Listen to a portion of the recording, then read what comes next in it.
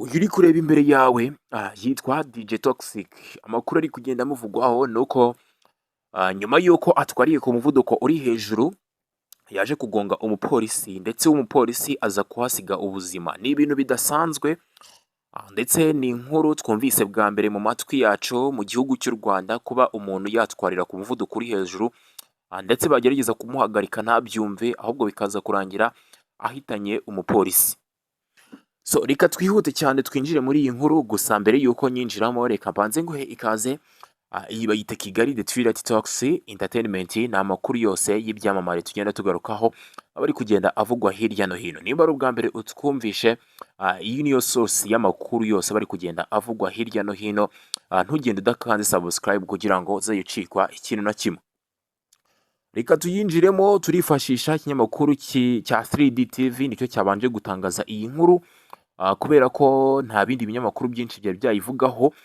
Gusa niyo mpamvu nanjye nje kubikubwira mu ba mbere kugira ngo udacikanwa ku muntu wese wakanze subscribe. Biravugwa ko DJ Toxic yatawe muri yombi nyuma yo kugonga umupolisi agahita apfa. 3D TV Rwanda yamenye ko iyi mpanuka yabaye mu rukerera rwo kuri uyu wa gatandatu tariki 20 Ukuboza 2025, ubwo uyu muvangamiziki yaravuye muri Kigali Universe. Ngo uwahaye amakuru 3D TV Rwanda wari uhibereye yavuze ko uyu mugabo yaratwariye ku muvuduko wo hejuru ku buryo umupolisi yamuhagaritse ntabyumve agashiduka yamugonze.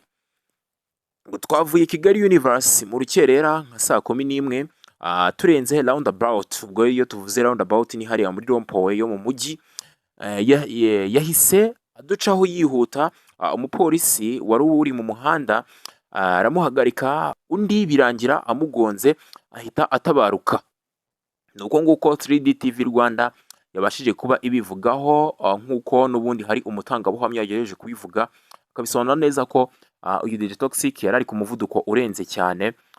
Yabaciyeho rero yihuta. Imbere hari umupolisi, ngira murabizi neza ko mu muhanda haba hari umupolisi ucunga umutekano. Yagejeje kumuhagarika, birumvikana neza ko yagejeje kumanika amaboko cyangwa se akavuza n'ifirimbi, ariko undi ntiyabibona bitewe n'impamvu zigiye zitandukanye runaka, wenda ari nazo turi buze kugarukaho nyine dukomanta tureba ahanini igishobora kuba cyabiteye. So undi ntabwo yabyumvise rero, nta nubwo yabibonye, ahubwo yahise amugonga, yashidutse yamugonze. Umupolisi rero ku bw'amahirwe make biza kurangira anitabye Imana. Ni ibintu navuga ngo bitari bisanzwe mu gihugu cyacu. Ubundi bino twakabyumvise muri za Amerika, hariya nyine hakunda kubera ibyaha bikomeye, biriya bihugu biberamo ibyaha bikomakomeye, niho twakumvise zino nkuru ndetse naho bisanzwe.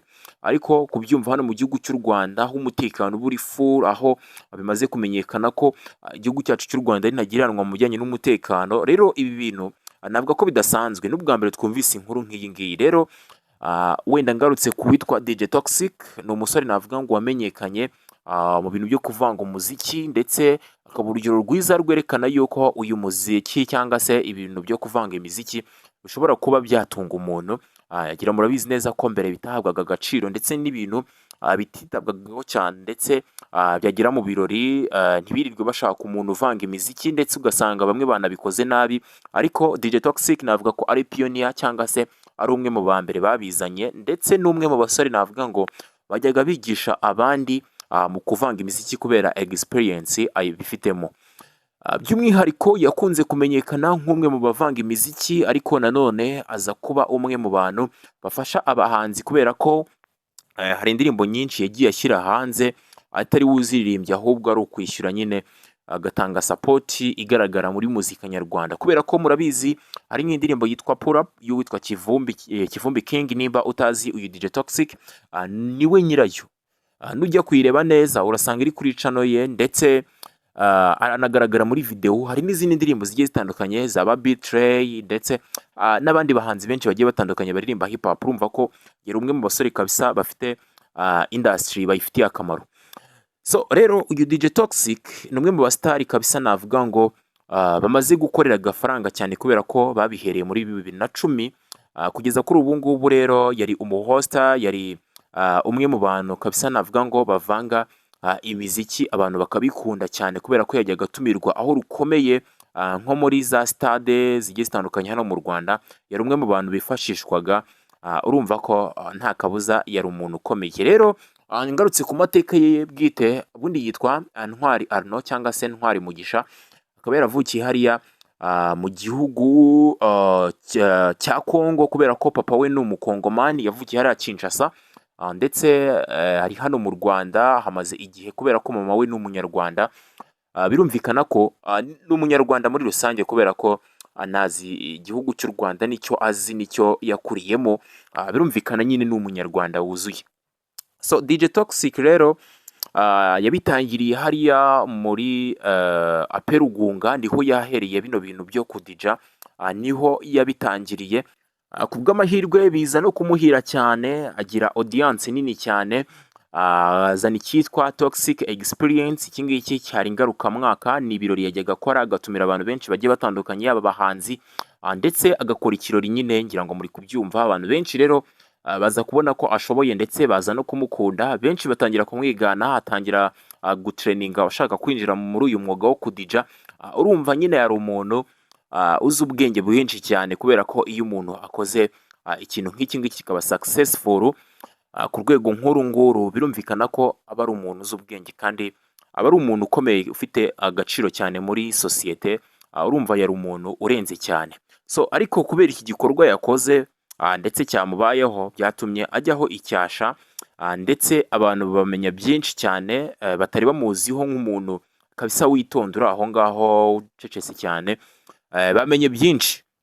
Hano wahita ukeka ibintu byinshi bishobora kuba byabaye kugira ngo abashe kuba yagonga umupolisi, kubera ko ni ikintu kidasanzwe. Kuko niyo ubonye umupolisi mu muhanda agenda, kubera respect tubaha, ugiramo akantu kakoba, ariko gutinyuka kumugonga noneho urumva ni ibindi bindi, nubwo yaba yabikoze atabishaka. Ariko hano ngiye kulistinga impamvu zigeze kuri 3 cyangwa 4 zishobora kuba zabiteye, kugira ngo uyu DJ Toxic abe yagonze umupolisi ku kano kageni, ndetse agere naho yitaba Imana. So rero DJ Toxic, impamvu ya mbere nshobora gushingiraho, ashobora kuba yarananiwe, kuko abagaba nk'uko umutangabuhamya yabivuze neza, yavuze ko byari saa 11 mu rukerera. Baba bakoze akazi k'ijoro, bakora akazi k'ijoro, bakarara badija kugira ngo banezeze abantu baba bari mu kabari runaka. Rero uyu DJ Toxic ashobora kuba yaraye ijoro, wenda yaririwe no ku munsi akora, kubera ko hano mu gihe cy'iminsi mikuru haba harimo ibirori byinshi, haba harimo ibirori byinshi cyane, abantu bashaka gusoza umwaka bishimye. Rero ashobora kuba yarakoze amanywa, ndetse akaza no gukora ijoro ryose, bityo rero akaza kunanirwa, bityo akaza no gutwara imodoka ananiwe cyane. Rero umupolisi yagerageza kumuhagarika ntabibone, cyangwa se ntanamubone, bityo rero aza guhita amugonga, ndetse biza no kumuviramo gupfa. So rero ikindi nshobora kuvuga, hari nacyo ahanini nshobora gushingiraho nyamukuru, ashobora kuba yari yashyizemo akantu, cyangwa se ashobora kuba yari yasinze, bitewe n'uko ahantu bari kudija ntabwo uri mu rusengero, baba barara banywa. Birumvikana ko ashobora kuba yari yasinze bikabije, bityo rero aza gutwara yanasinze. Kandi mubizi neza ko leta yacu ihora ibidushishikariza, ndetse inabitubuza cyane gutwara twanyweye. Nimba nawe uzi ko wajya kubikora, ni ibintu bibi cyane, ukwiye kubicikaho, kubera ko ushobora gukora impanuka nk'izi ngizi zitunguranye, bityo rero ukaba wahitana abantu. So DJ Toxic rero ashobora kuba yari yanyweye, hano yari yasinze kabisa, bityo rero aza gutwara imodoka, ndetse nayitwarira ku muvuduko uri hejuru, atabasha kwikontorora, kubera ko hari igihe abantu basinda ntibabimenye, akaza gutwarira ku muvuduko uri hejuru. Bityo rero aza gushiduka yagonze umupolisi nawe atazi uko ibintu bigenze. Ikindi nshobora gushingiraho, uyu DJ Toxic ashobora kuba yari afite gahunda nyinshi. Nk'uko nabikubwiye, muri ibi bihe by'iminsi mikuru haba hari gahunda nyinshi cyane, bityo akaza kwibuka wenda hari gahunda atanogeje, cyangwa se hari gahunda ashobora kuhagereraho mu gihe, cyangwa se yihuta cyane. Bityo rero byakubitana n'uko yari yanyweye, byakubitana n'uwo munaniro, n'izo stress zo kwihuta n'iki, akaza kugonga umupolisi, nyuma y'uko amuhagaritse ntabyumve, ahubwo we agahitamo kuba yamugonga bitewe n'uko atari yamwumvise. So izo nizo mpamvu ngiye nshobora gushingiraho, nawe udukurikiye nshobora kulistinga yawe.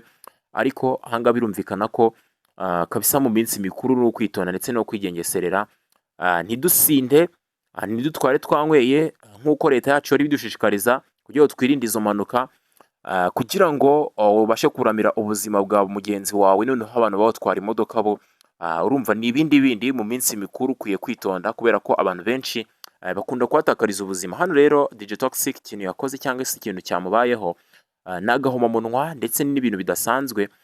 Urumva ko guys ni ukwitonda. Ibindi bintu nshaka kugarukaho byinshi cyane, gusa ndakwifuriza gusoza umwaka neza kubera ko uri kubona ko abantu bari kugenda bapfa cyane. Ndakwifuriza gusoza umwaka neza aho uherereye ariho hose. Nta bindi bintu nanje kukubwira ibyerekeye n'iyi nkuru iri kugenda ikwirakwira hirya no hino. Niba uri tayari kandi subscribe kugira ngo dusuzanye umwaka turi kumwe kabisa, nkugezaho ibiganiro byose bari kugenda bivugwa hirya no hino. Mugikomeze mugire ibihe byiza rero. Yari Kigali The Toxic Entertainment, amakuru y'abastari yo nakagaruka.